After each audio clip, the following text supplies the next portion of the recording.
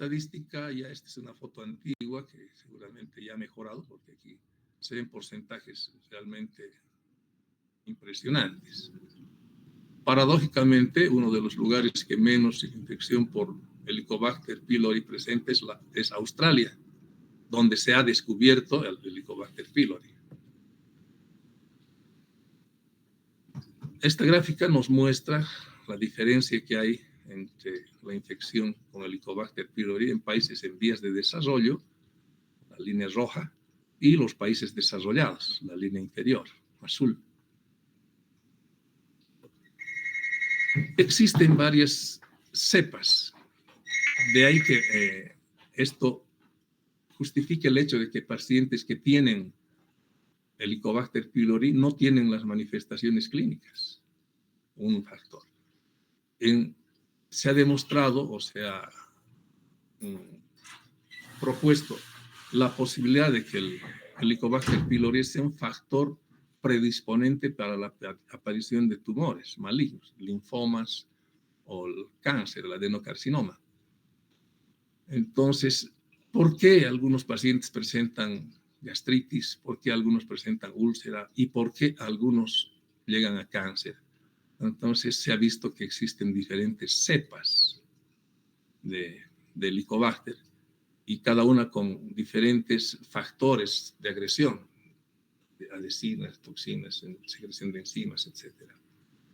Hace ya unos 10 o más años se hizo un trabajo aquí en Cochabamba liderado por mi hija, la doctora Ingrid Guerra, acerca de la cepa prevalente de Helicobacter pylori en Cochabamba, con un estudio que fue premiado por el Colegio Médico como distinción al mérito de trabajo científico.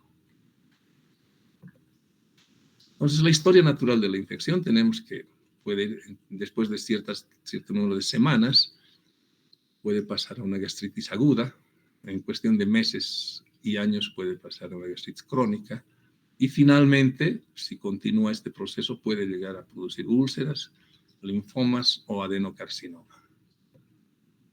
¿Cómo se diagnostica el Helicobacter pylori? Hay varias técnicas con las que se puede diagnosticar el Helicobacter pylori. Una de ellas es la prueba del aliento. Se administra al paciente cápsulas con urea marcada y luego de un tiempo se le pide que sople en un sensor. Este sensor procesa la información y nos dice si el paciente tiene o no tiene el Helicobacter, ya que el Helicobacter va a metabolizar la urea y va a permitir que se absorba y pueda pasar al aliento. En nuestro medio, afortunadamente, ya existen lugares donde se realiza esta prueba. Tiene la ventaja de que no es agresivo, no es totalmente inocuo. Otro examen es la prueba de determinación de anticuerpos en sangre. Aquí hay que tener mucho cuidado porque algunas veces vienen pacientes con informes en los que nos dicen Helicobacter positivo en la serología, pero no nos dicen de forma cuantitativa cuál de las inmunoglobulinas. Entonces, aparentemente, es una sumatoria de las inmunoglobulinas y cada una de ellas representa una etapa diferente de la enfermedad. La inmunoglobulina M y la A hablan de una enfermedad activa reciente y la inmunoglobulina G de una enfermedad que ya pasó. Entonces, es mejor utilizar esto solamente para diagnóstico y no para seguimiento.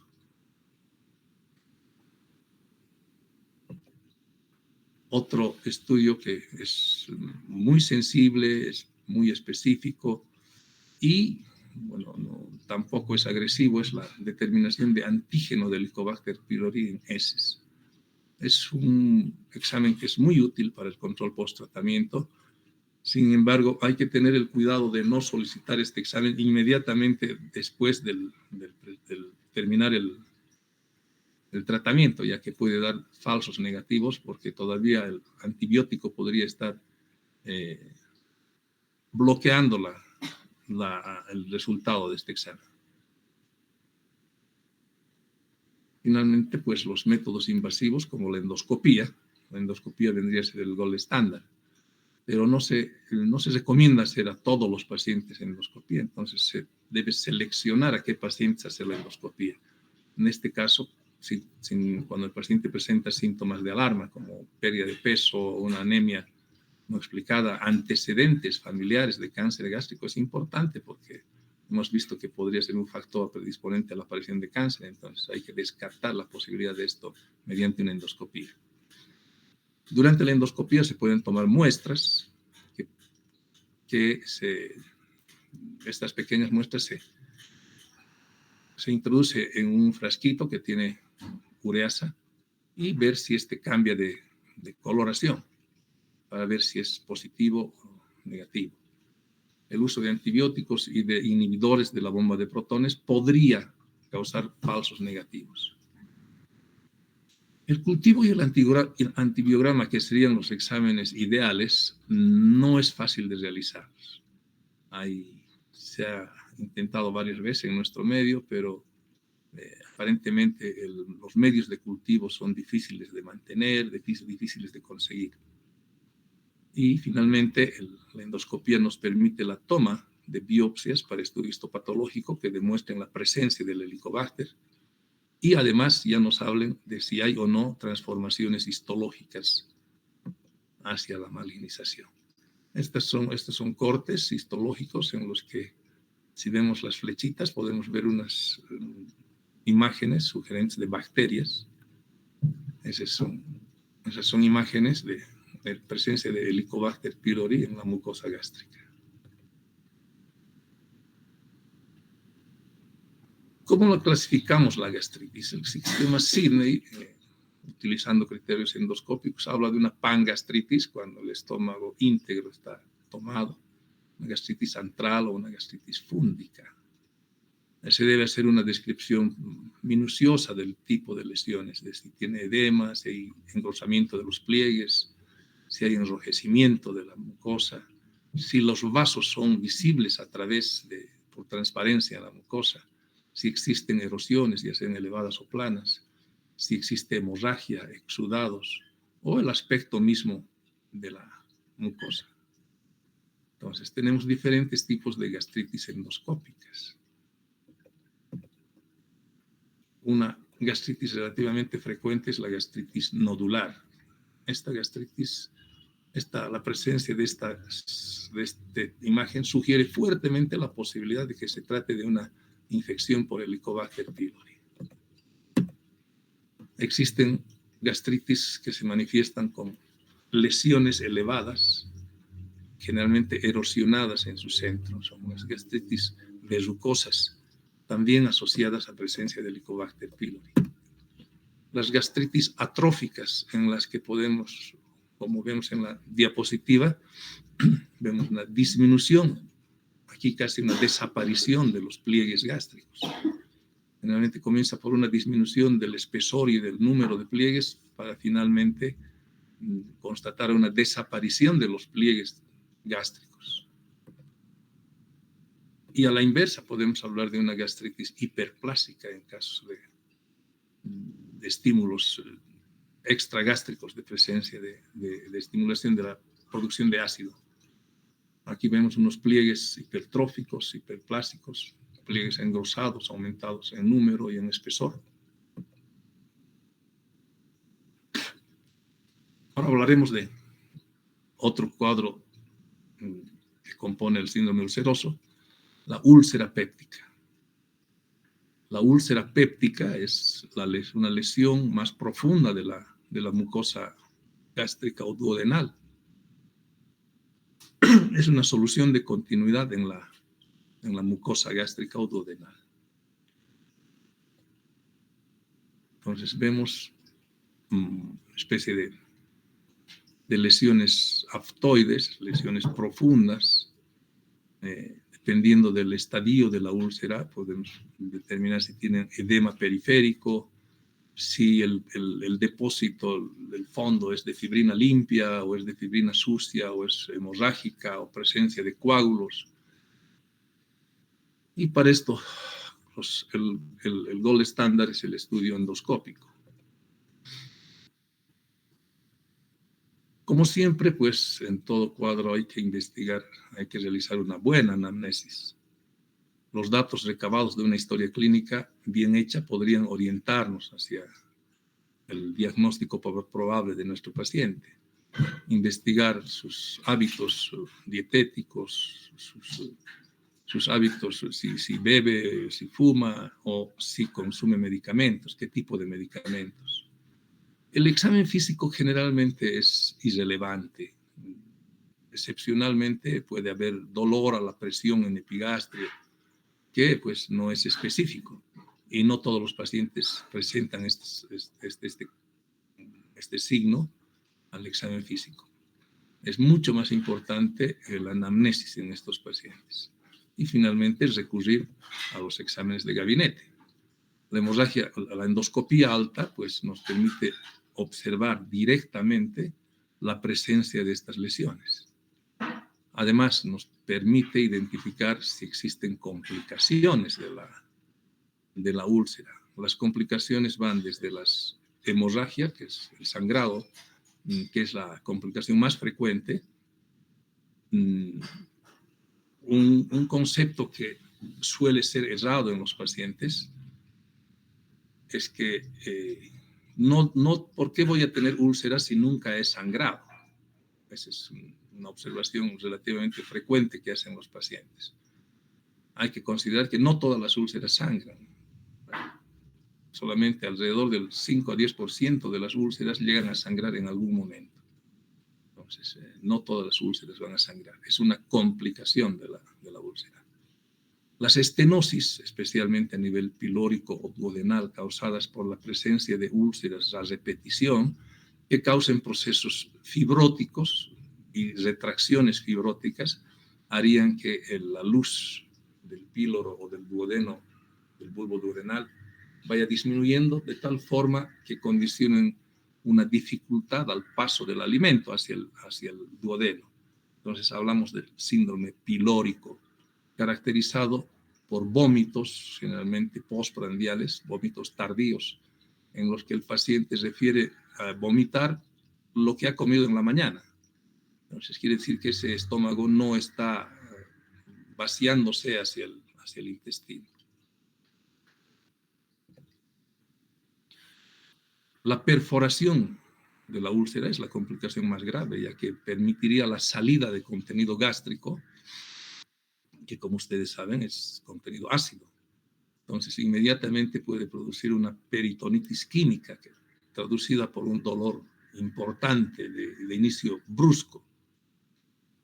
Con las horas, esta peritonitis química pues se va a transformar en peritonitis bacteriana por el paso también de bacterias y contaminación bacteriana a nivel peritoneal. El tratamiento generalmente en estos casos es quirúrgico. Actualmente hay técnicas mediante las cuales se puede realizar tratamientos endoscópicos mediante la aplicación de clips. Hay clips muy especiales que puedan cerrar perforaciones, especialmente si son perforaciones pequeñas. Y la penetración es que la úlcera pues vaya penetrando en las capas de la pared gástrica hasta comprometer órganos vecinos como hígado o páncreas. Radiológicamente, pues, es posible determinar la presencia de úlceras antes del avance de la evolución de la endoscopía, pues la radiología constituía uno de los pilares en el diagnóstico de esta enfermedad. Requiere de mucho cuidado, requiere de mucha técnica especial para realizar estos estudios, ¿no? Aquí nos muestran dos diapositivas. La de la izquierda nos muestra un bulbo duodenal deformado. Le dicen treboliforme porque tiene el aspecto de la hoja de trébol, por las retracciones que ha producido la presencia de varias úlceras. Es un bulbo cicatricial. A la derecha vemos un depósito muy marcado de contraste en el círculo, que sería la traducción de un depósito de que el contraste se ha introducido en el lecho ulceroso. Por eso es que ha sido posible detectarlo radiológicamente. Otras radiografías, la de la superior izquierda nos muestra un nicho ulceroso con edema periférico. El contraste no ha tomado el borde porque está sobresaliendo, pero ha pintado mejor el nicho ulceroso. A la derecha vemos una deformidad importante con un nicho ulceroso. En este caso hay que diferenciar porque aquí los bordes han sobresalido de la curvatura menor. Entonces estamos hablando probablemente de una lesión tumoral ulcerada.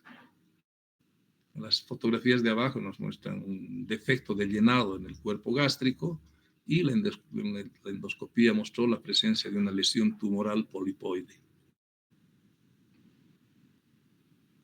Entonces la endoscopía nos permite determinar con certeza el grado, el estadio de la úlcera, la profundidad y la probabilidad, además, de complicaciones que pueda tener esta úlcera, además del beneficio colateral de poder biopsiar estas lesiones para demostrar el grado de benignidad o malignidad que pueda tener. Este es un video en el que vemos un gran nicho ulceroso en la región angular. Vemos un nicho con un depósito de fibrina sucia e inclusive presencia de restos hemáticos. Probablemente esta úlcera haya sangrado y con grandes probabilidades inclusive de perforación. Aquí vemos otro video en que una úlcera enorme, una úlcera grande en la curvatura menor del bulbo duodenal, y si le prestamos atención tiene unos puntitos rojos que son una demostración de la presencia de vasos que probablemente hayan sangrado. La segunda porción, que ahora está indemne.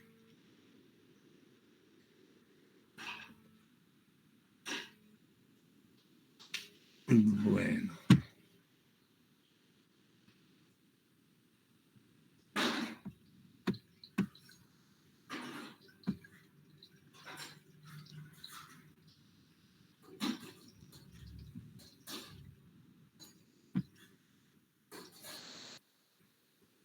Bueno, de momento eso es todo. La próxima clase vamos a continuar con el tema de la hemorragia digestiva. ¿Hay algunas preguntas sobre este tema? ¿Hay algo que quisieran que lo aclaremos?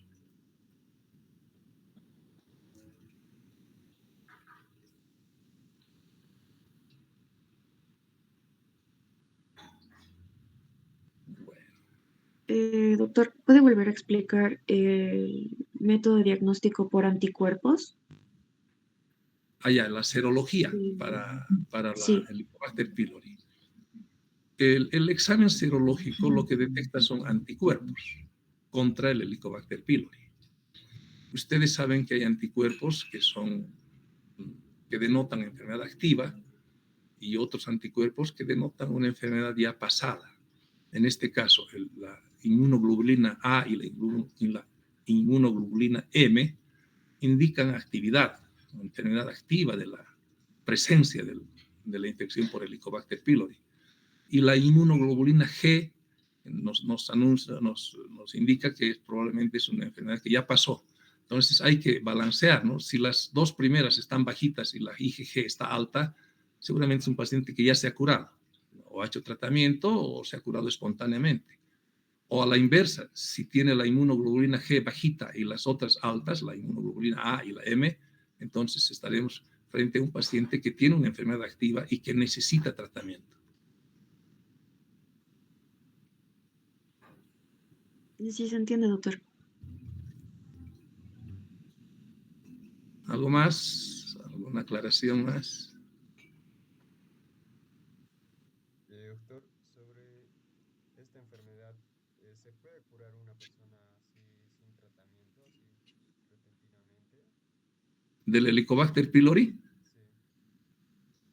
Pues aparentemente sí, ¿no? Porque hay pacientes que en algún momento han tenido Helicobacter, la demostración es que tienen IgG alto, y después no tienen ya, se hace endoscopía y no se encuentra el Helicobacter. tal vez el sistema inmune del paciente ha sido suficiente como para poder eliminar ese factor etiológico.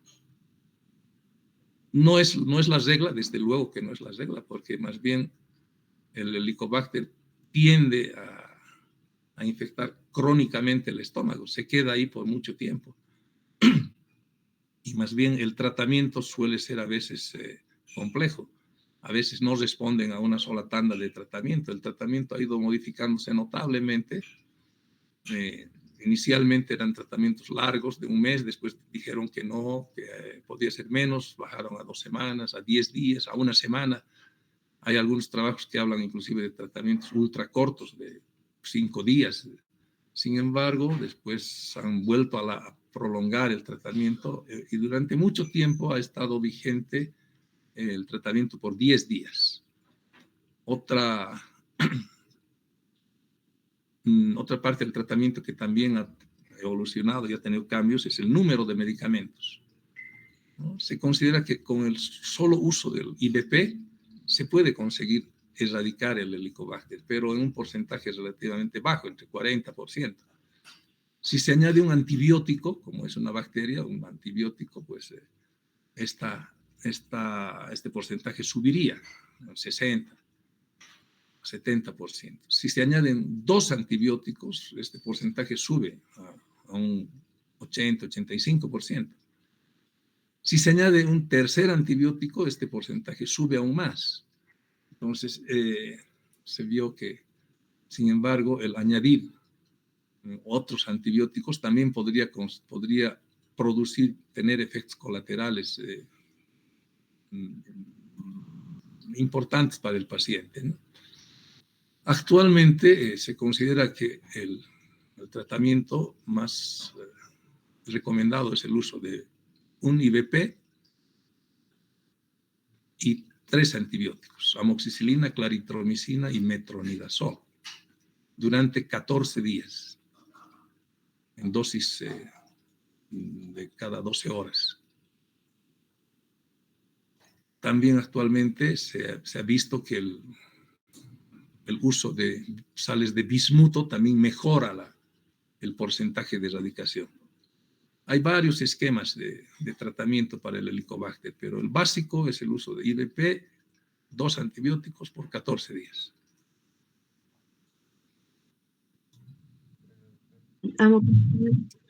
Amoxicilina y claritromicina, ¿no? Amoxicilina, claritromicina, metronidazol, aumentan algunos, y el IBP. Gracias, doctor. Bueno, entonces suspenderemos nuestra reunión y pues nos vemos el miércoles.